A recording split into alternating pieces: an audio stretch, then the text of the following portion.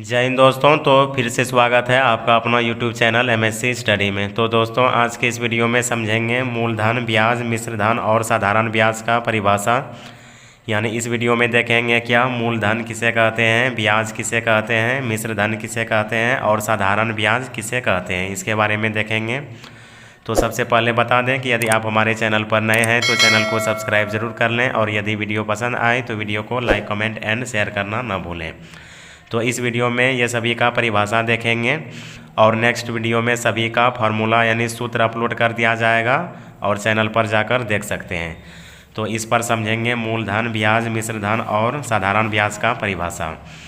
तो सबसे पहले लिखे हैं क्या, मूलधन यानी इंग्लिश में प्रिंसिपल कहते हैं, यानी मूलधन को प्रिंसिपल कहते हैं। तो इसका परिभाषा लिखे हैं क्या, उधार ली गई राशि को मूलधन कहते हैं, यानी उधार ली गई राशि को मूलधन कहते हैं। इसे पी द्वारा निरूपित किया जाता है।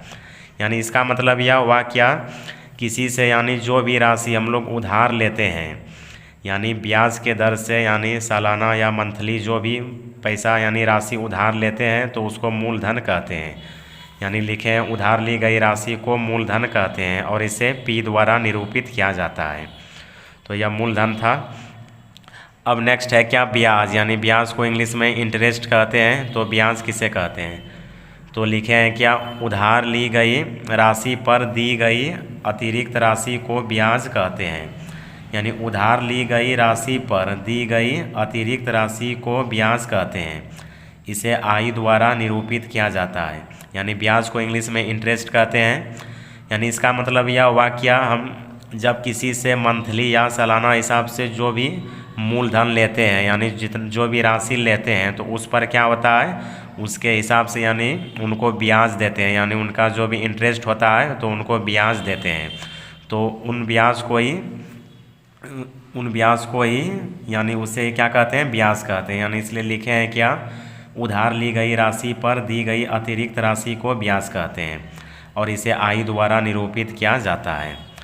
यानी हम किसी से जो भी मूलधन पैसा लेते हैं तो उसके बदले में उनको जो अलग से इंटरेस्ट यानी अलग से जो राशि देते हैं तो उसी को क्या कहते हैं, ब्याज कहते हैं और ब्याज को आई द्वारा निरूपित किया जाता है।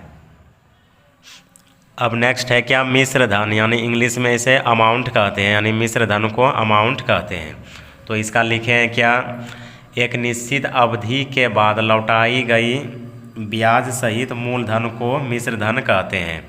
यानी एक निश्चित अवधि के बाद लौटाई गई ब्याज सहित मूलधन को मिश्र धन कहते हैं।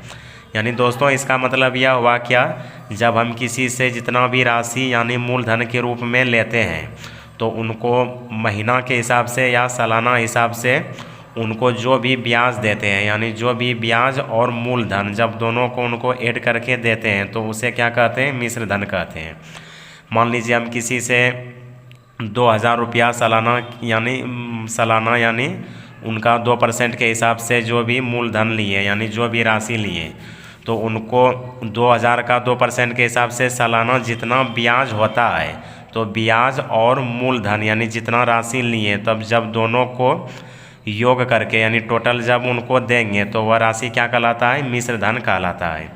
इसलिए लिखे हैं क्या, एक निश्चित अवधि के बाद लौटाई गई ब्याज सहित मूलधन को मिश्र धन कहते हैं और मिश्र धन को ए द्वारा निरूपित किया जाता है। तो दोस्तों जब ये सभी का सूत्र के बारे में और हिसाब बनाएंगे तो उसमें समझ में आ जाएगा। तो सिर्फ इसमें समझना है क्या, ये सभी का परिभाषा यानी देखेंगे। तो इसलिए लिखे हैं क्या, एक निश्चित अवधि के बाद लौटाई गई ब्याज सहित मूलधन को मिश्र धन कहते हैं और इसे ए द्वारा निरूपित किया जाता है।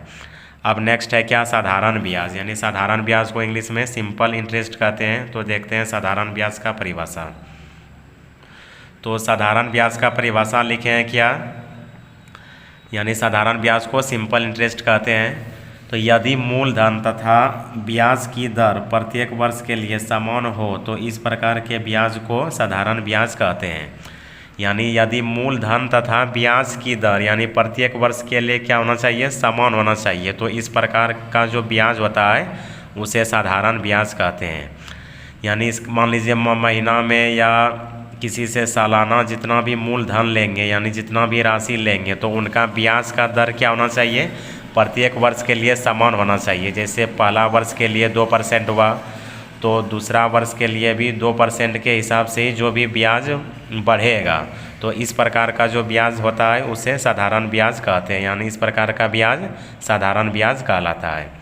तो वही लिखे हैं क्या, यदि मूलधन तथा ब्याज की दर प्रत्येक वर्ष के लिए समान हो तो इस प्रकार के ब्याज को साधारण ब्याज कहते हैं और इसे SI द्वारा निरूपित किया जाता है, यानी साधारण ब्याज को सिंपल इंटरेस्ट कहते हैं और इसे SI द्वारा निरूपित किया जाता है।